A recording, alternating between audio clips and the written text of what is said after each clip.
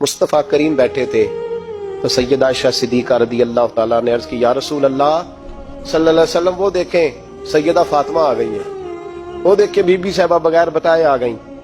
हजरत फातिमा ज़हरा आई, हुजूर ने फरमाया फातिमा बगैर इत्तला के। हुजूर छोटा सा काम था, कैसे आई हो? तो बीबी साहबा ने ना, औरतों का पल्लू होता है ना चादर का, पल्लू खोला तो एक रोटी बंधी हुई थी, खोल के पेश की। बेटे ये क्या है?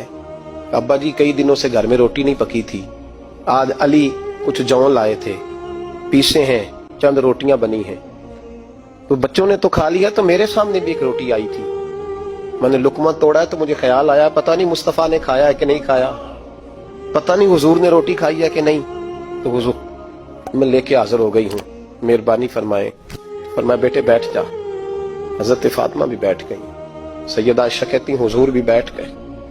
फरमाया फातिमा कितने दिनों से नहीं खाया? अर्ज की हुजूर 3 दिन से। फरमाया बेटे मैंने 5 दिन से नहीं खाया, आ जा।